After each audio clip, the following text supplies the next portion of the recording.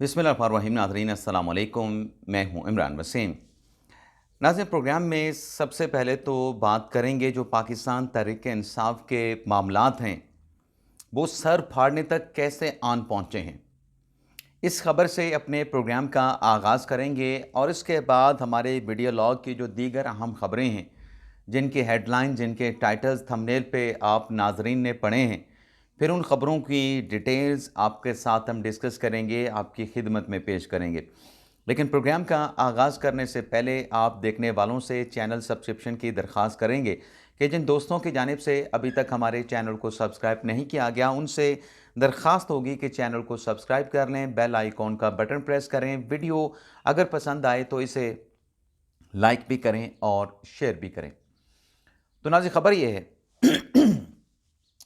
कि पाकिस्तान तहरीक-ए-इंसाफ में जो मामलात हैं, वो एक दूसरे का सर फाड़ने तक आन पहुँचे हैं।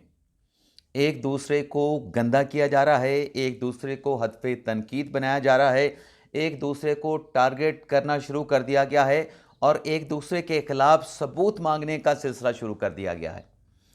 अब मामला नाज़रीन ये है कि 2 दिन पहले जो फवाद चौधरी साहब ने अडयाला जेल के बाहर पाकिस्तान तहरीक-ए-इंसाफ के जो रहनुमा हैं, शुएब शाहीन साहब, एक तरफ फवाद चौधरी साहब हैं जो पाकिस्तान तहरीक-ए-इंसाफ के रहनुमा होने के दावेदार हैं, दूसरी तरफ शुएब शाहीन साहब हैं जो पाकिस्तान तहरीक-ए-इंसाफ में हैं भी और इमरान खान साहब की लीगल टीम का हिस्सा भी हैं और अडयाला जेल में बानी के साथ मुलाकात करने के लिए आते जाते रहते हैं। बानी के साथ उनकी मुलाकातें तसलसल के साथ होती रहती हैं। फवाद चौधरी साहब ने उनको थप्पड़ मार दिया और थप्पड़ भी इतना ज़ोर से मारा गया कि उस थप्पड़ को लगने के बाद जो शुएब शाहीन साहब है वो ज़मीन पे गिर गए। अब फिर उसके बाद जीएचक्यू रावलपिंडी हमला केस के अडयाला जेल में समाअत होती है। समाअत के बाद फवाद चौधरी साहब आके बताते हैं कि इमरान खान साहब ने मेरी और शुएब शाहीन साहब की सुलह करवा दी है।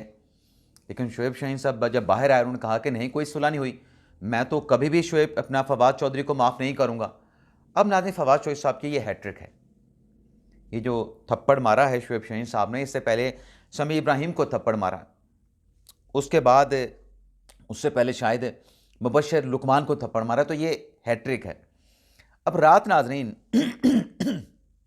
माफ़ कीजिएगा नाज़रीन, जो तहरीक इंसाफ की कोर कमेटी का इजलास हुआ है, उसमें अब 2-3 चीज़ें नाज़रीन सामने आई हैं। उससे लगता है कि तहरीक इंसाफ में मामलात बहुत ज़्यादा गड़बड़ का शिकार हो चुके हैं। एक तो यही मामला शुएब शाहीन साहब वाला डिस्कस हुआ, जिसमें तहरीक इंसाफ की कोर कमेटी, सियासी कमेटी ने कहा कि हम तो शुएब शाहीन के साथ खड़े हैं, शुएब शाहीन पाकिस्तान तहरीक इंसाफ का हिस्सा है और ये जो तमाचा, ये जो थप्पड़ फवाद चौधरी ने मारा है, ये शुएब शाहीन को नहीं, ये पूरी तहरीक इंसाफ के मुंह पे तमाचा है। और साथ में फवाद चौधरी को भगोड़ा कहा गया, फवाद चौधरी को कहा गया कि इस किस्म के भगोड़ों की हमारी जमात में कोई जगह नहीं, हम इसकी मजम्मत करते हैं। दरिंदगी का मुजाहरा किया फवाद चौधरी ने। अब नाज़रीन, जब कोर कमेटी के इजलास का एलामिया आया तो फवाद चौधरी साहब ने एक और ट्वीट कर दिया। उस एलामिया में फवाद चौधरी साहब ने 2 बातें की। एक तो कहा कि ये जो कमेटी है तहरीक इंसाफ की, इसमें जो लोग बैठे हैं इनकी 2 टके की औकात नहीं। अब माजी में फवाद चौधरी साहब खुद इस कोर कमेटी के रुकन रह चुके हैं। आज फवाद चौधरी साहब कह रहे हैं कि इस कोर कमेटी के लोगों की, अरकान की कोई 2 टके की हैसियत नहीं, बल्कि फवाद चौधरी साहब ने यह सवाल उठा दिया कि ये जो फंड रेजिंग करके पैसे इकट्ठे किए जाते हैं, इमरान खान साहब के मुकदमात पे खर्च होते हैं, इन पैसों का हिसाब होना चाहिए। इनके पास इन वकला को इतनी भारी फीसें क्यों दी जा रही। ये तो नाज़रीन मामला सिर्फ फवाद चौधरी की हद तक है, लेकिन तहरीक इंसाफ में ये भी आवाज़ें उठ रही हैं। एक तरफ जो सियासी धड़ा है, दूसरी तरफ वकला का धड़ा है। सियासी धड़ा ये इल्ज़ाम लगा रहा है कि ये जो हमारे पार्टी के वकला रहनुमा हैं, जो कि अडयाला जेल में ही रहते हैं इमरान खान के साथ, उनकी मुलाकातें चलती रहती हैं, जब चाहें, जब इनकी मर्ज़ी आए, ये जाके इमरान खान साहब के साथ मुलाकात कर लेते हैं। हम पॉलिटिकल लोग हैं, हमने सियासी जमात को चलाना है, खान साहब की डायरेक्शन पे चलाना है, खान साहब की रहनुमाई चाहिए, लेकिन हम खान साहब के साथ मुलाकात करने के लिए जाएं तो हमारी तो बानी पीटीआई के साथ मुलाकात ही नहीं होती। ये बड़ी आसानी के साथ मुलाकात कर लेते हैं। यहाँ पे नाज़रीन, मैं आपको एक और चीज़ बता दूँ कि मरवत साहब जिन्हें पार्टी से निकाल दिया गया है, बेदखल कर दिया गया है, वो वाहिद रहनुमा थे पाकिस्तान तहरीक इंसाफ के जिनके जहन में ये आइडिया, ये ख्याल आया था कि इमरान खान की सियासी मुलाकातें अडयाला जेल में होनी चाहिए, क्योंकि अडयाला जेल की इंतज़ामिया का ये कहना था कि अडयाला जेल में सियासी गुफ्तगू, सियासी मुलाकातें नहीं हो सकती। गालिबन जेल मेन्यू का रूल जो है वो सेक्शन 200 रूल्स 265, अगर मैं गलत नहीं हूँ, उसमें इस चीज़ की ममानत की गई है। तो मरवत ने इस रूल्स को इस्लामाबाद हाई कोर्ट में चैलेंज किया था। इस्लामाबाद हाई कोर्ट से पाकिस्तान तहरीक इंसाफ के इमरान खान के हक में फैसला आया था। मरवत साहब ने उसमें दलाइल दिए थे। मरवत साहब चाह रहे थे कि सियासी लोगों की मुलाकातें हों, सियासी गुफ्तगू की इजाज़त अडियाला जेल में इमरान खान के साथ मुलाकात में दी जाए। तो अब सियासी धड़ा कह रहा है कि वकला चले जाते हैं, हमारी मुलाकात नहीं होती। पिछले दिनों गए थे वो शहराम तरकई मुलाकात करने के लिए, तैमूर सलीम झगड़ा साहब गए थे, शाहिद खटक साहब गए थे, किसी की मुलाकात नहीं हो सकी, बाकी लोगों की मुलाकात हो जाती है। अब रात की कोर कमेटी के इजलास में यह भी फैसला हुआ है कि ये जो वकला हजरात जाके सियासी लोगों की जाके वहाँ पे शिकायत लगाते हैं, और फिर उसमें एक और इल्ज़ाम भी सामने आया है जो कि सियासी क़यादत ने लगाया कि जो वकला हैं, इन वकला में कुछ चेहरे ऐसे हैं जो बाहर बैठे यूट्यूबर्स हैं, उनको पाकिस्तान तहरीक इंसाफ के अंदर की खबरें मुआवजे के एवज जो है उनके साथ शेयर करते हैं।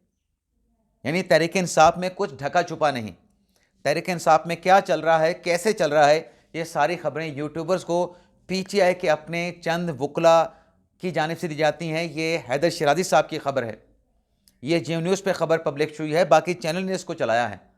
तो मामला तो यहाँ तक आन पहुँचे हैं कि ये इल्ज़ाम एक दूसरे में नहीं, यानी मोल का, गद्दारी का इल्ज़ाम लगाया जा रहा है कि इंटरनल मैटर जो बाहर नहीं जाने चाहिए उनको बाहर निकाला जा रहा है, बाहर लोगों को पैसों के एवज बताया जा रहा है।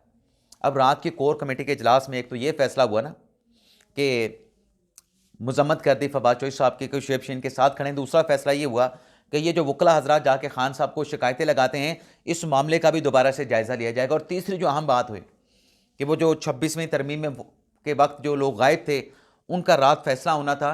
ये कोर कमेटी, ये सियासी कमेटी रात कोई फैसला नहीं कर सकी। कोर कमेटी के इजलास में इस मामले पर गौर व खौज किया गया कि इन लोगों का क्या करना है। तो फैसला ये हुआ कि ये मामला भी इमरान खान साहब के सामने रखा जाएगा, हतमी फैसला इमरान खान साहब का होगा।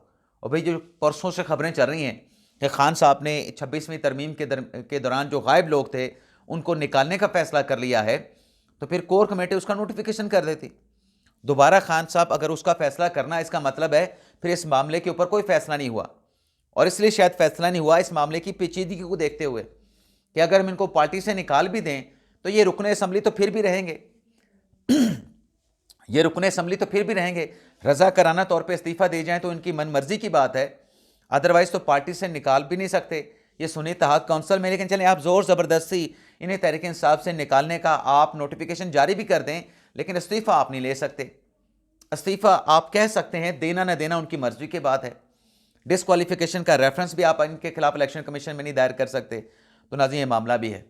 बाकी इमरान खान साहब के साबिक वज़ीर आला, इमरान खान साहब के साबिक वज़ीर दिफा, इमरान खान साहब की उस कमेटी के सरबराह जो खान साहब ने 2018 के इलेक्शन के धांधली के इल्ज़ामात की इंक्वायरी के लिए बनाई थी, परवेज़ खटक साहब, वो भी दोबारा सियासी मामलात में मुतहरक हो गए हैं।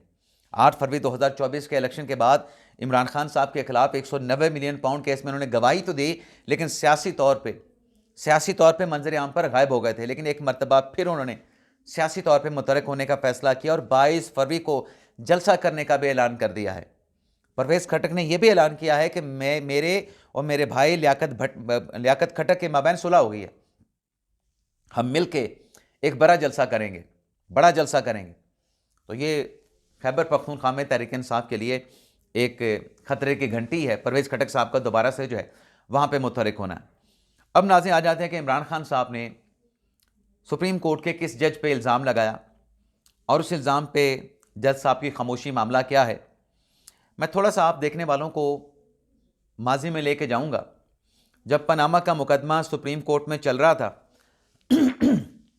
और पनामा के मुकदमे के दौरान जज साहबान की तरफ से इमरान खान साहब के मुखालिफ नवाज शरीफ को और शरीफ ख़ानदान को कभी गॉड फादर कहा जा रहा था और कभी सिसिलियन माफिया कहा जा रहा था।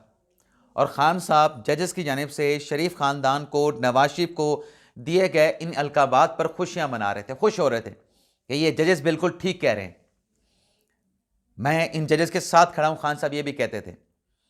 अब नाज़रीन खान साहब ने जो जजेस के रिमार्क्स को वेलकम करते थे, अब जज साहब के रिमार्क्स के ऊपर, सुप्रीम कोर्ट के जज साहब के रिमार्क्स पर उन्हें निशाने पे रख लिया, उन्हें अपने टारगेट पे ले लिया।